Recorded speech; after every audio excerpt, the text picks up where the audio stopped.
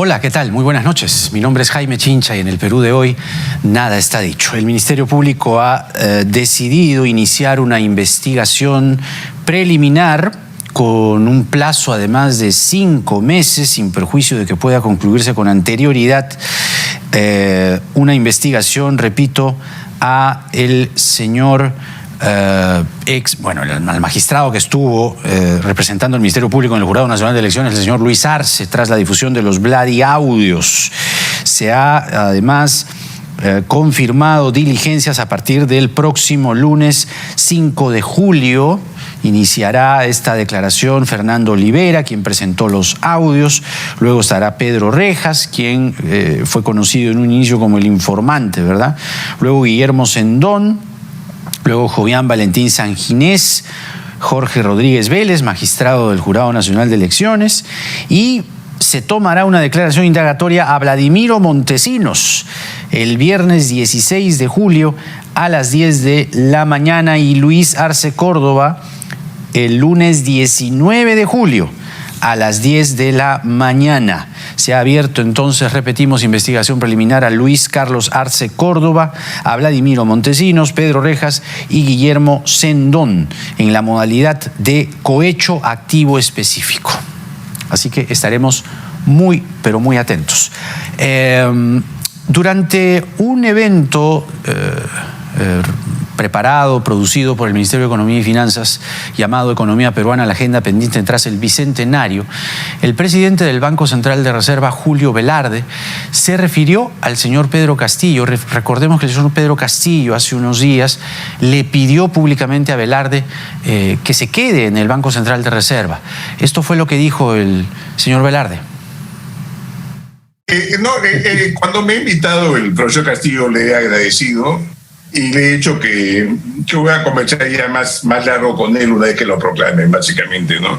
Cuando rechazó el asunto, me agradeció profundamente que haya pensado en mí. ¿Está entonces el señor Velarde dispuesto a reunirse con el señor Castillo una vez que el Jurado Nacional de Elecciones proclame al ganador?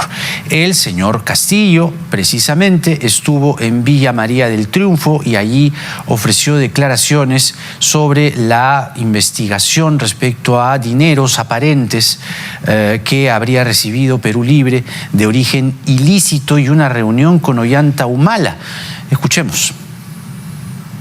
¿Recuerda su reunión con Ollanta Humala? ¿Está pendiente? ¿Se ha reunido con él? Pendiente, como usted dice. Pendiente. ¿No ha sentido de que la campaña de Perú Libre habría sido financiada con dinero de los dinámicos del centro? ¿Qué tiene que decir al respecto? Bueno, esta campaña lo ha hecho el pueblo, yo descarto todas esas cosas, en todo caso, y si hay que hacer una investigación que se empiece ahora mismo. Ha sido detenida en la mañana una de las fundadoras de Perú Libre, Junín, por precisamente ser acusada de negociar la permanencia de ciertos funcionarios. ¿Qué tiene que decir al respecto? Déjeme tener el informe. ¿Cómo califica usted esas declaraciones? No la entiendo su pregunta. Candidato, ¿cómo califica la visita a la OEA de parte de los abogados del equipo técnico de Fuerza Popular? Ridículo, le han dicho algunos. Bueno, yo no tengo que opinar al respecto. Cada uno es responsable de sus acciones, ¿no?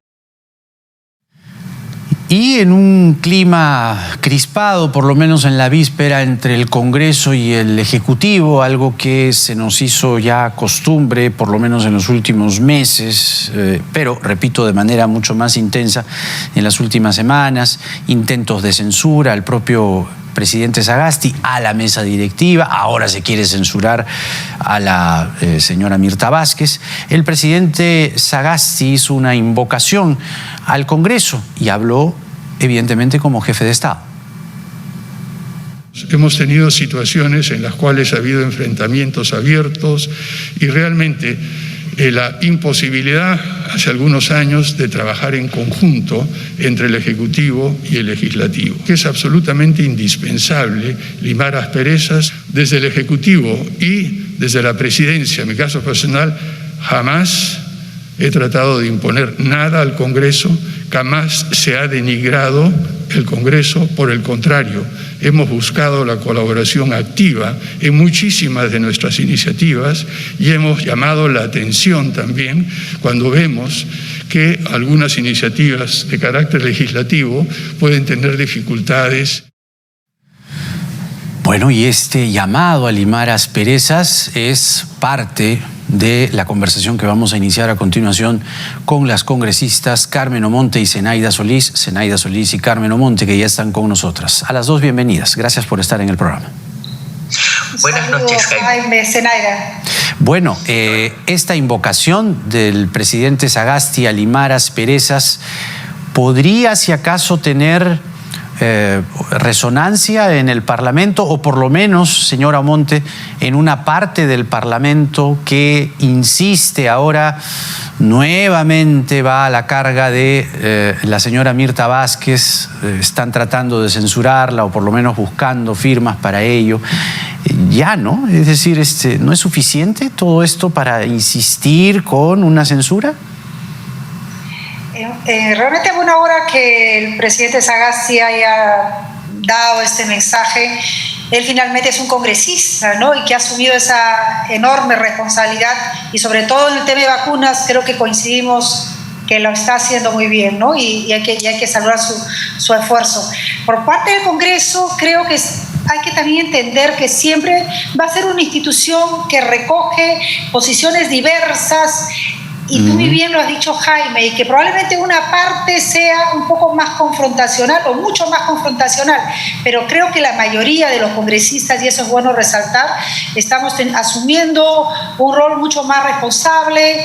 No se permitió ni siquiera que se discutiera, por ejemplo, la última moción de censura contra los vicepresidentes del Congreso. Y esa misma suerte va a correr esta posible moción nueva de censurar a Mirta Vázquez, ¿no? Entonces creo que es bueno reconocer también ese esfuerzo que hace la mayoría de los parlamentarios, pero en buena hora que el presidente lo vuelva a mencionar.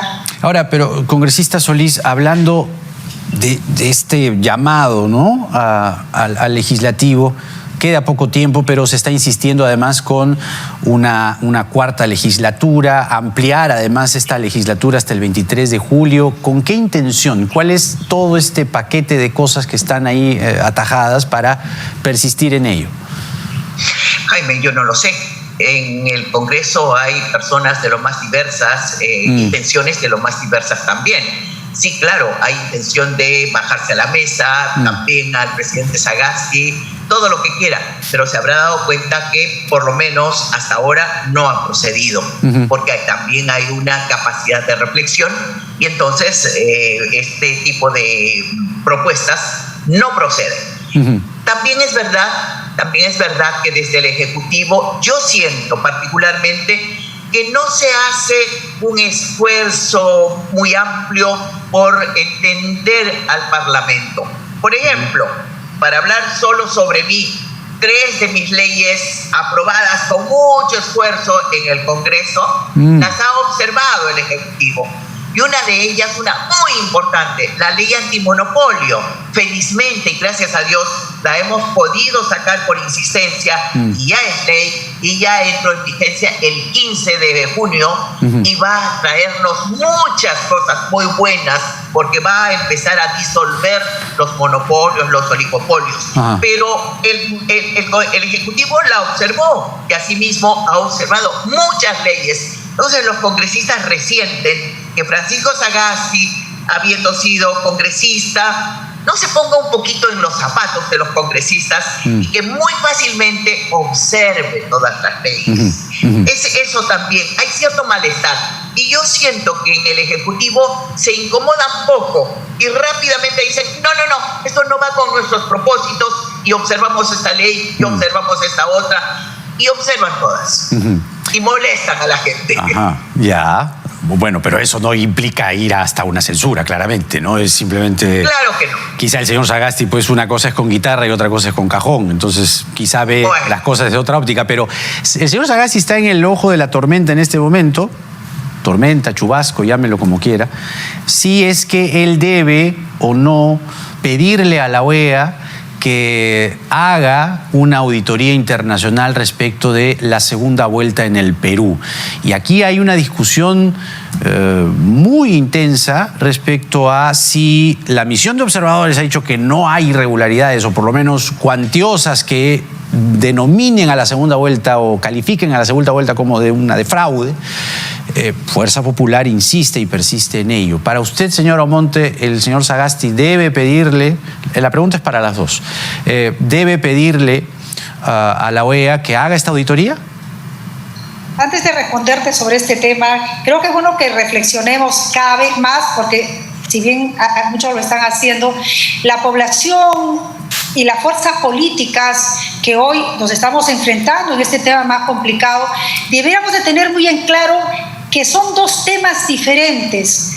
Uno, lo que nosotros podríamos haber querido como resultado, los miedos, las suspicacias, el sentimiento de muchos de poder creer de que estamos encaminados a una posibilidad chavista de gobierno, comunista de gobierno, etcétera. Perfectamente legítimos todos esos temores, anhelos y deseos. Pero por otro lado está el de respeto pleno a la voluntad de la población, y lamentablemente se mezclan los dos temas, y los deseos y anhelos o miedos se mezclan con el desconocimiento de lo que podría ser y que finalmente está en manos solo de las autoridades electorales, a quienes les compete si respetamos que estamos en un Estado de Derecho.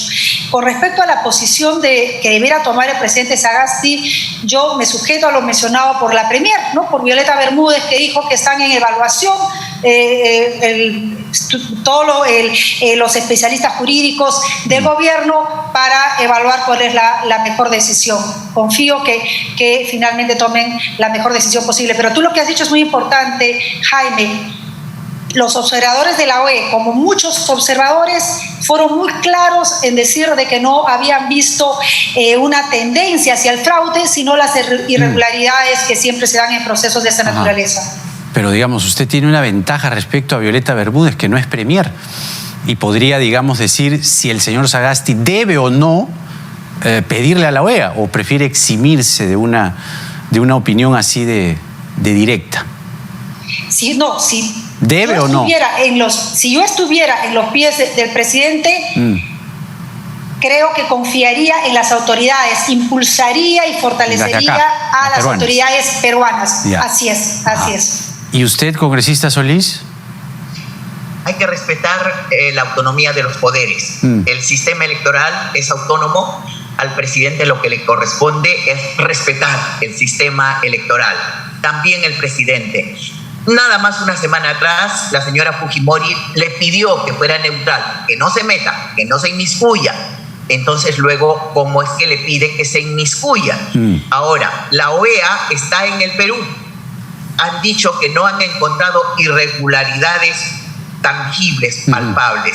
Si las hubiera, yo creo que no necesitarían una invitación o un pedido para hacer algo, sino lo harían de hecho, porque para eso están interviniendo. Claro. Cuando estiman no hacerlo, supongo yo que no encuentran razón para ello, motivo para ello. Veremos en todo caso qué sucede en los próximos días. Otra vez, a los congresistas tampoco nos conviene decir qué está bien y qué está mal. Autonomía de poderes, que sea el Jurado Nacional de Elecciones el que decida. Oiga, pero a ver, hablando del factor Montesinos, que apareció y, en fin, hemos escuchado y ahora también hemos tenido noticias de más audios, ¿no? Hablando de lo que tiene que hacer la señora Fujimori, lo que tiene que hacer el esposo de la señora Fujimori, ir a la inteligencia de la embajada, llevar toda la documentación del fraude. Montesinos habla de un fraude. Y hay una investigación en el Ministerio Público. Sin perjuicio de ello, el Congreso de la República, históricamente, más aún, lo recuerdo muy bien, y ustedes seguro que también, cuando Montesinos aparecía en escena, se abrían comisiones investigadoras en el Congreso para determinar el grado de injerencia de Montesinos en la política peruana. Porque tal parece que Montesinos ha venido conspirando alegremente en la base naval sin ningún empacho, sin ningún problema. Entonces, ¿cuáles son las acciones que va a emprender congresista Omonte o debe emprender el Congreso frente a esta intromisión de Montesinos con cargos penales que el Ministerio Público ya está colocando aquí en esta investigación que ha decidido iniciar? realmente sorprendente lo que está sucediendo. Es, a través de las redes sociales estamos siendo testigos de todos estos audios.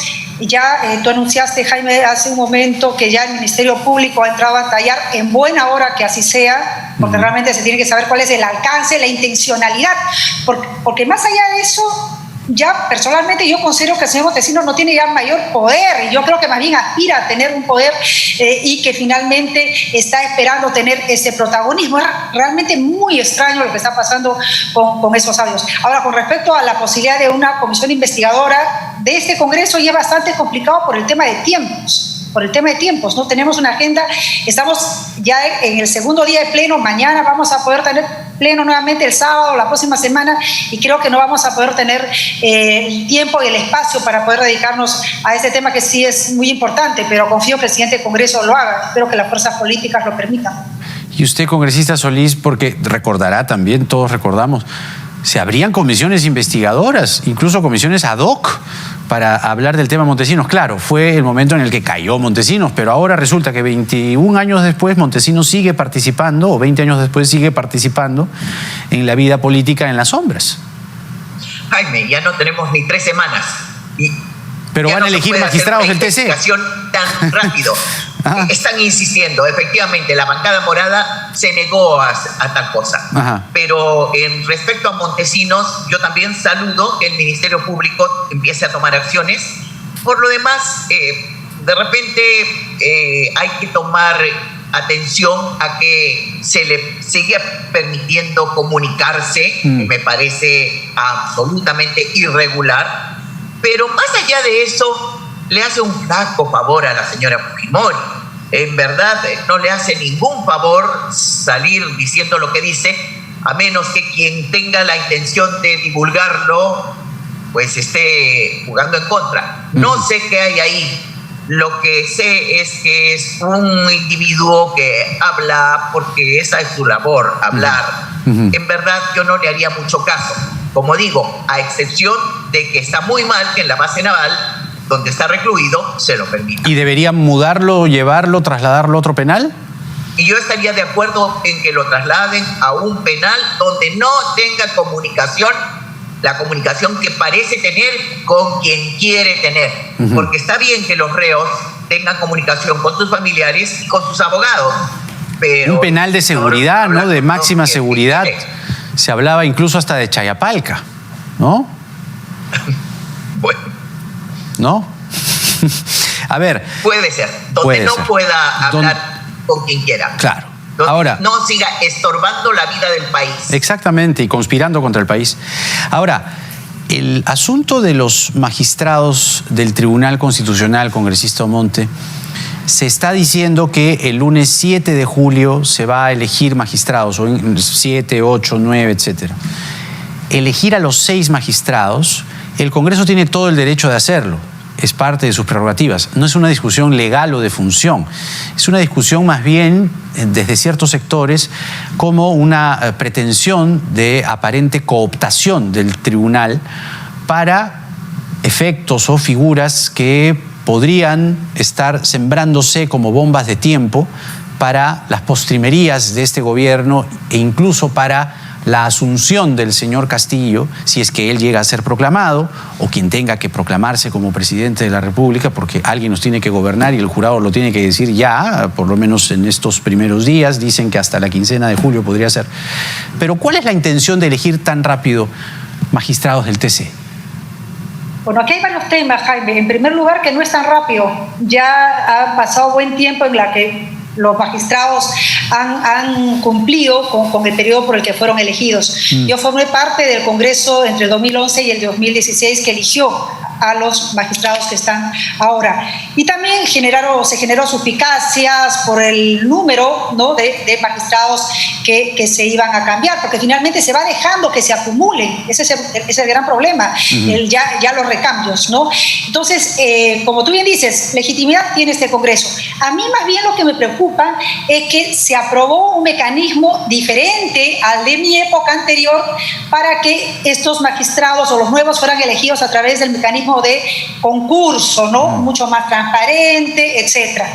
Pero hubieron varios meses en la que por propia decisión del Congreso se dejó el proceso, porque se había dicho que lo iba a hacer el siguiente Congreso. Después, por alguna razón de la que no estoy al tanto, se decide nuevamente tomar ese trabajo. Entonces, no ha habido un tiempo suficiente para cumplir ese nuevo esquema de elección bajo concurso. Y eso Pero sí si no hay me tiempo, preocupa. entonces, ¿para qué persistir con la elección? Así es. Ahora, no creo que se pueda tener el voto para la mayoría de los cupos, podríamos decir así. Creo que no. Plazas. Creo que se conseguiría de uno o de dos. Ya. Eso es lo que percibo ahora. No sabemos finalmente qué puede pasar, ¿no? Porque no es que se van a elegir a todos, no es que necesariamente se tiene que elegir a todos. Pero ¿cuál es? ¿Hay una pretensión, congresista Solís, más allá de colocar magistrados? Porque claro, el proceso de selección, las preguntas incluso que se les hizo en las entrevistas, para muchos dejaban mucho que desear, porque no eran necesariamente preguntas de la función misma de un juez constitucional, sino parecían preguntas más bien de a ver de qué bando eres, ¿no? Si eres conservador, si eres liberal, si eres de centro, si eres de izquierda. Entonces, como buscar más bien un magistrado político, esa es la impresión por lo menos que daba, ¿no? Es que ese es el problema, Jaime. Claro, pues. Hace un tiempo llegamos a un acuerdo que dejábamos el tema para el Congreso por falta de tiempo. Y de pronto a alguien se le ocurrió, se pusieron de acuerdo en la Junta de Portavoces y decidieron recolocar esta elección. Está mal. La bancada morada dijo que estaba mal, no participamos en la comisión, y lo que hemos visto a mí me ha parecido lamentable. También he sentido preguntas interesadas, preguntas no estudiadas, preguntas no preparadas. Alguien ha dicho, nosotros no somos constitucionalistas para hacer buenas preguntas a constitucionalistas, ellos saben más que nosotros. ¡Qué vergüenza! Los congresistas tenemos la facultad de tener los asesores que queramos. Yo tengo un asesor que es un abogado constitucionalista. Si yo hubiera tenido ese encargo, hubiera tenido preguntas pertinentes, bien trabajadas, bien estudiadas, para hacer mi tarea, para quedar bien. ¿Por qué? Porque el Tribunal Constitucional no es cualquier órgano, es un órgano supremo. Necesitamos que la mejor gente idónea esté allí. Y me da vergüenza que no sea así y que vayan a elegir a gente impropia. Yo me voy a negar, me voy a seguir negando a aceptar que eso se hace. Estaremos atentos, estaremos muy atentos. Gracias a las dos, Carmen Omonte y Xinaida Solís, ambas legisladoras, por estar esta noche aquí en el programa. Que tengan muy buenas noches, que les vaya muy bien. Bueno, vamos a estar, como digo, vigilantes, ¿no? No es cualquier cosa elegir magistrados del Tribunal Constitucional, para nada. Entonces, se puede uno hacer ideas, ¿no? Y proyectar en el calendario, en el cortísimo plazo, qué cosas se puede estar buscando, ¿no? Porque no necesariamente se da puntada sin hilo. Lo sabremos y estaremos vigilantes. Vamos